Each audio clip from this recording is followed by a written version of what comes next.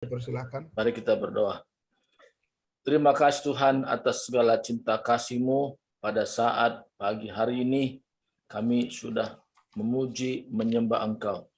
Saatnya kami mendengarkan firman-Mu, pengurupan-Mu senantiasa turun atas kami, sehingga kami semua mengalami satu hal-hal yang luar biasa secara rohani, sehingga waktu firman-Mu sampaikan, kami mengerti dan memahami sepenuhnya. Berfirmanlah Engkau Tuhan, kami sudah siap mendengarkannya. Di dalam nama Yesus Kristus kami sudah berdoa. Amin.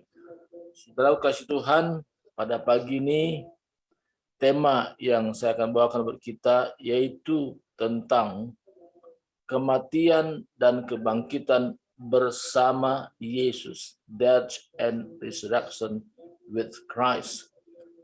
Tema ini adalah sangat penting untuk kita belajar. Kalau bawa dalam webinar ini cukup cukup menyenangkan untuk kita belajar. Tapi pagi ini kita membahas dalam waktu beberapa menit. Ya, saya bacakan firman Tuhan. Kalau saya baca dari ayat 3 sampai pada 5. Atau tidak tahu kamu bahwa kita semua yang terbaptis dalam Kristus terbaptis dalam kematiannya, demikian kita telah dikuburkan bersama-sama dengan Dia oleh baptisan dalam kematian, supaya sama seperti Kristus terbangkitkan dari antara orang mati oleh firman Bapa, demikian juga kita akan hidup dalam hidup yang baru. Sebab jika kita telah menjadi satu dengan apa yang sama dengan kematiannya, kita juga akan menjadi satu dengan apa yang sama dengan kebangkitannya. Saudara kasih Tuhan, kita percaya bahwa kita sudah diselamatkan. Karena keselamatan adalah anugerah, pemberian, gratis, cuma-cuma, dan tidak perlu membayar satu bentuk benda apapun. Tapi dalam perjalanan waktu di mana kita hidup, perlu satu pemahaman yang dalam tentang bagaimana kita mengalami yang namanya kematian dan kebangkitan bersama Yesus. Karena ini satu pemahaman yang perlu untuk kita pahami bagaimana kita hidup sekarang ini. Tanpa pemahaman ini, kita akan menjadi hanya sekedar orang Kristen yang biasa-biasa. Tapi Tuhan mau kita bukan hanya sekedar Kristen yang biasa-biasa, tapi Kristen yang luar biasa, mempunyai dampak yang besar. Kenapa? Karena Tuhan mau bahwa dari perkataan kita, dari tindakan kita, itu akan selaras dengan firman Tuhan. Yang pertama di sini, kita punya pengalaman kematian bersama Yesus. Apa artinya kematian bersama Yesus? Yesus mati di kayu salib, menyerahkan nyawanya menjadi tebusan bagi banyak orang. Yesus sudah mengerjakan misinya datang ke dalam dunia ini. Misinya adalah dia menyerahkan nyawanya supaya setiap orang diselamatkan. Tapi bagaimana dengan kita yang sudah percaya atas apa yang Yesus sudah buat? Pertama, secara manusia duniawi, kita mengalami namanya kematian bersama Yesus. Artinya, tabiat-tabiat manusia daging itu dikuburkan. Sedangkan kita hidup. Tapi bagaimana kita mengalami satu pengalaman mati bersama Yesus. Ini tidak mudah, tetapi kalau kita mengandalkan Roh Kudus bekerja di dalam kita, karena ketika kita percaya kita sudah dimeteraikan dengan Roh Kudus, dan Roh Kudus ini memampukan kita, segala tabiat daging itu sudah mati. sudah dikuburkan. Ini satu pengalaman rohani yang setiap orang percaya harus alami pengalaman ini.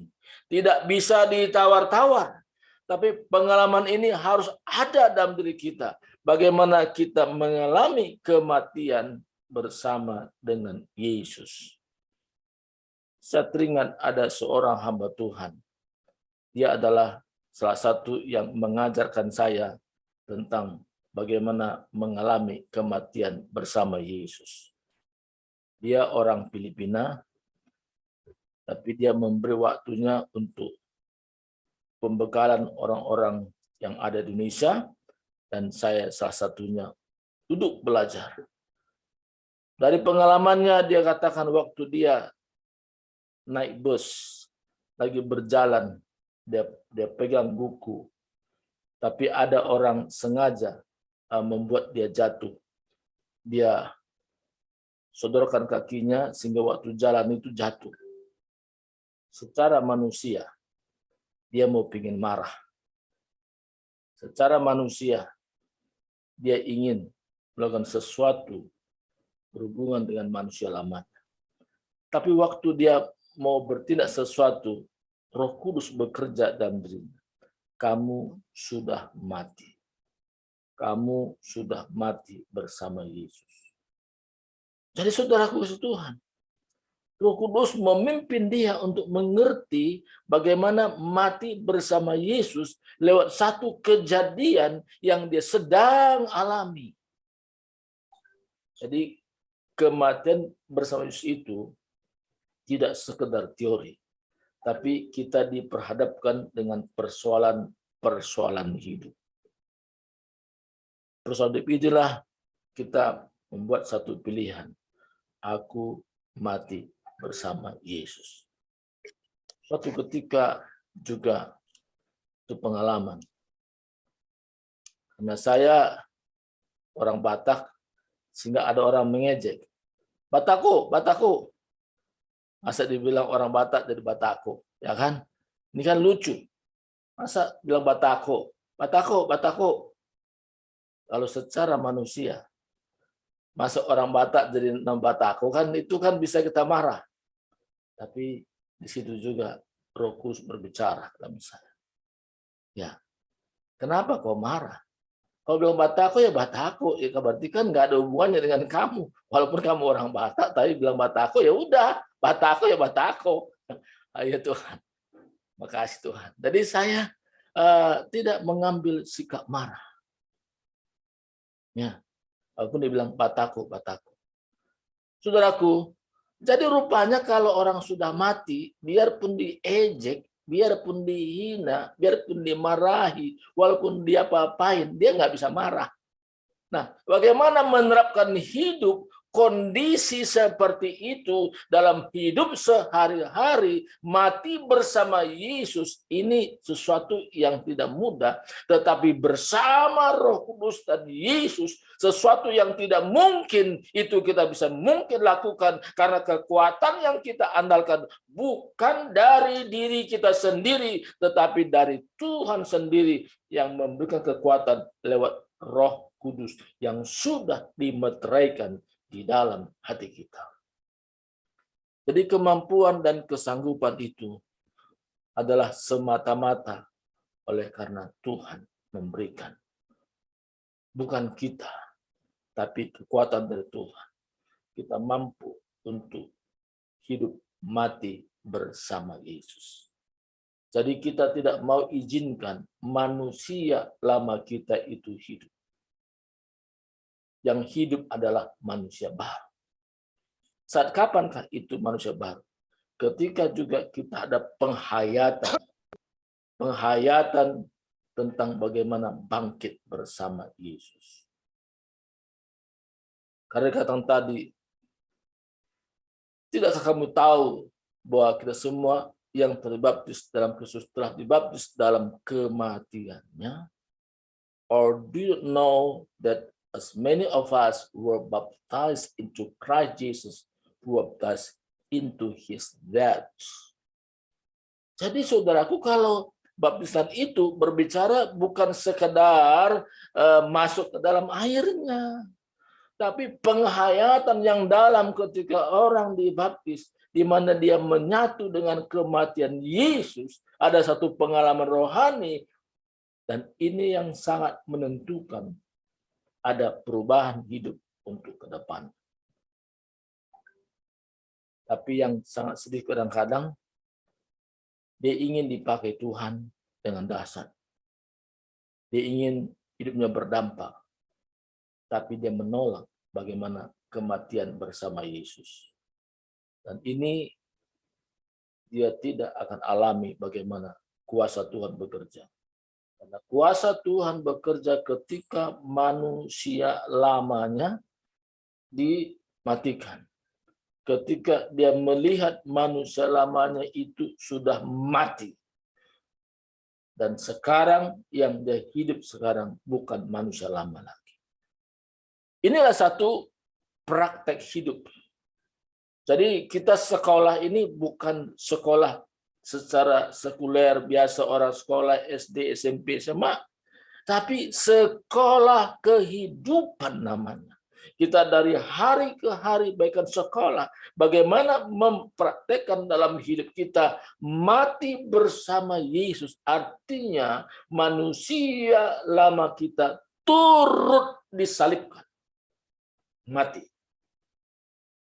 Jadi ketika menerapkan hidup kita ini, pengalaman bagaimana kematian bersama Yesus, itulah menentukan untuk ke depan bagaimana hidup kita masing-masing dipakai Tuhan dengan dasar. Karena Tuhan memakai setiap orang yang menerapkan hidupnya mengalami secara rohani mati bersama Yesus. Dan ketika orang itu keluar dari baptisan, itu menggambarkan dia bangkit bersama Yesus. Ayat 6 tadi.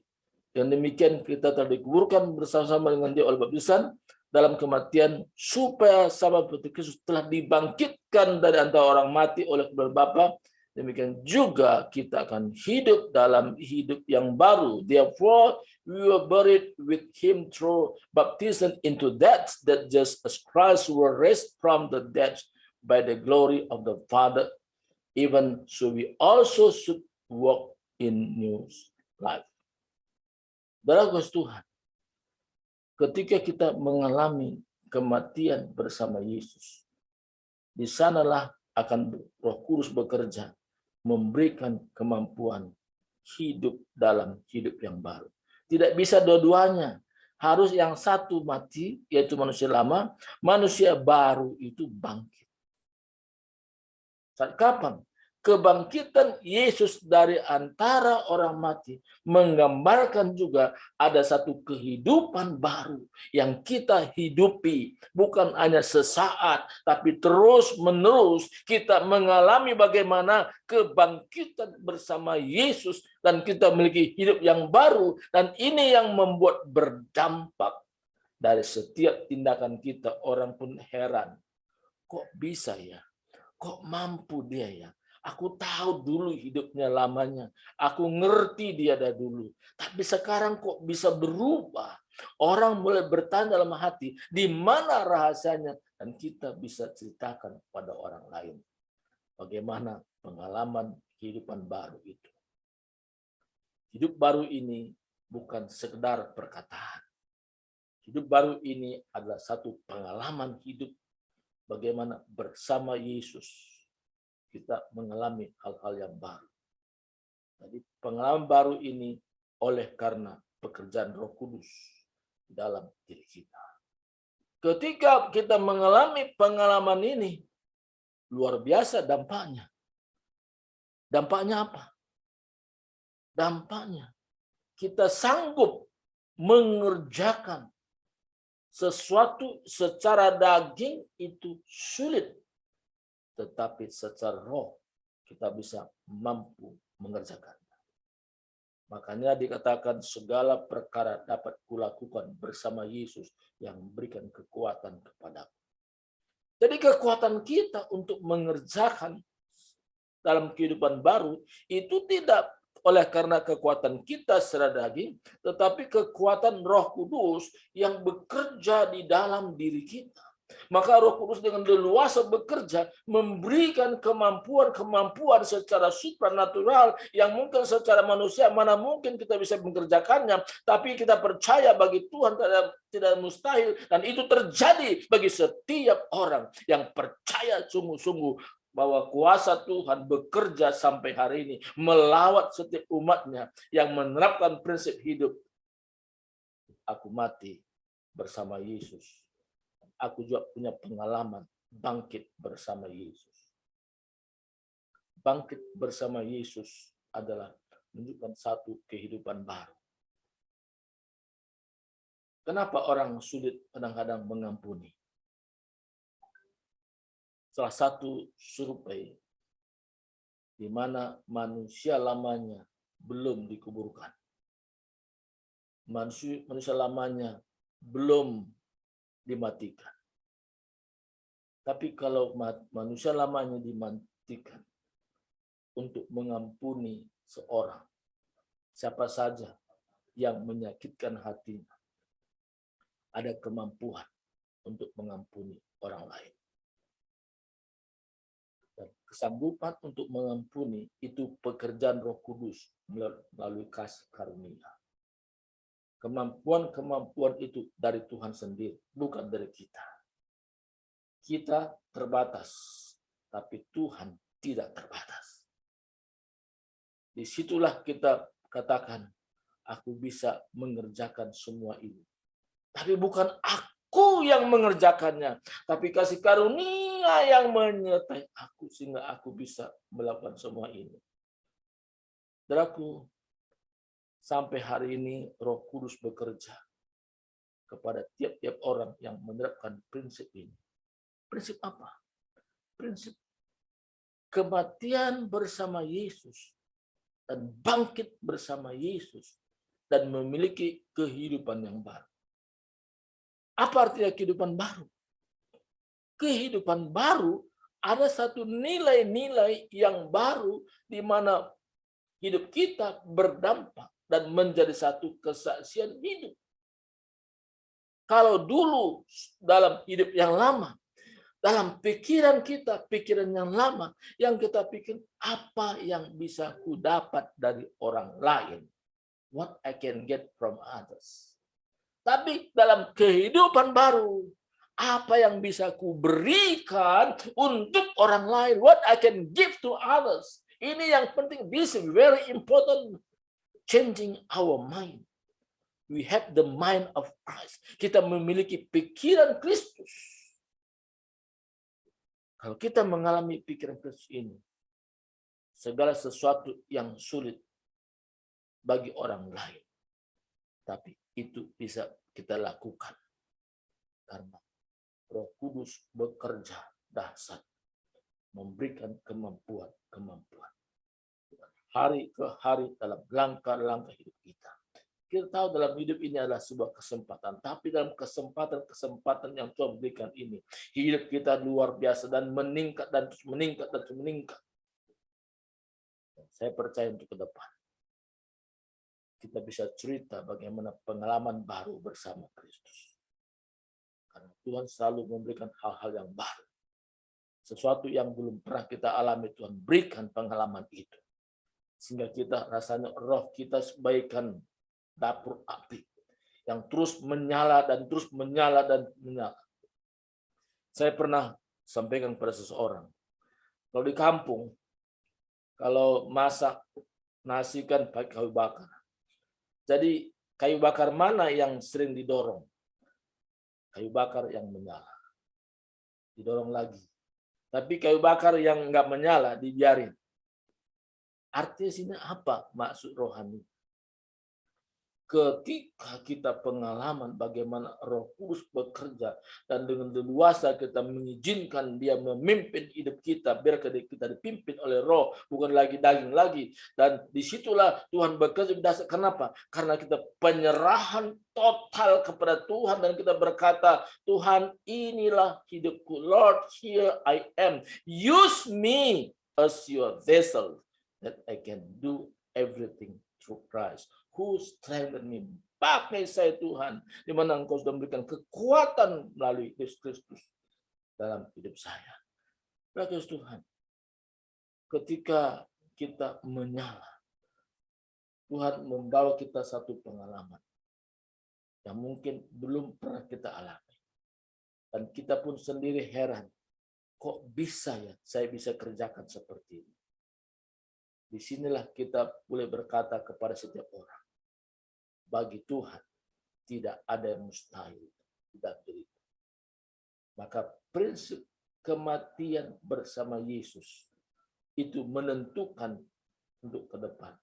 Bagaimana kita mengalami kehidupan yang baru dan terus-menerus diperbaharui. Kalau kita belum punya pengalaman yang bagaimana mati bersama Kristus, dan kita mengharapkan Tuhan memakai dengan dasar, ada hambatan. Hambatannya apa? Manusia lama kita menghalangi untuk kita bertumbuh, untuk kita meningkat.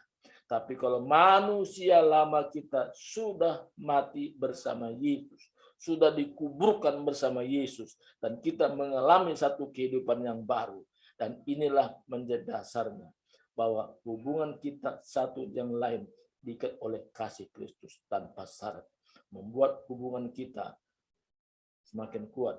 Bukan hanya dengan Kristus, tapi hubungan sesama.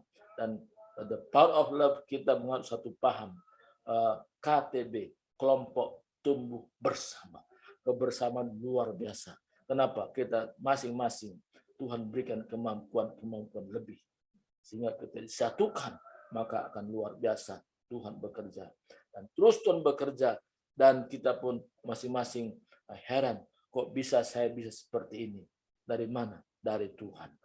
Tuhan berikan kesanggupan bagi setiap orang menerapkan nilai-nilai prinsip mati bersama Yesus dan bangkit bersama Yesus, memiliki hidup yang baru. Kita berdoa. Terima kasih Tuhan, hamba-Mu sangat singkat untuk menyampaikan firman-Mu. Tetapi Roh Kudus menjabarkan dalam hati kami. Ada kemampuan-kemampuan yang selama ini kami tidak mengerti. Tapi Roh Kudus dengan leluasa bekerja dalam diri kami. Sehingga kami tampil beda. Dari perkataan kami, dari tindakan kami. Itu menunjukkan pribadi Yesus Kristus yang bekerja dalam diri kami. Sehingga waktu kami menyampaikan sesuatu, ada kuasa yang dahsyat. Bahkan orang-orang yang terbelenggu dapat dibebaskan. Orang-orang yang tersesat dibawa kepada Tuhan, sehingga mereka mengerti bahwa dalam dunia ini hanya satu jalan, yaitu Yesus Kristus yang sudah rela menyerahkan nyawanya. Dia katakan, akulah jalan dan kebenaran dan hidup. Tidak seorang pun sampai kepada Bapa kalau tidak aku. I'm the way, the truth. No one goes to the Father except through me. Jadi saudaraku, hari ini Tuhan akan pakai kita dahsyat dari hari ke hari. Terima kasih Tuhan. Puji nama-Mu. Dalam Yesus Kristus kami sudah berdoa dan bersyukur pada saat pagi ini. Haleluya. Haleluya. Amin. Saya akan kembali kepada yang memimpin acara.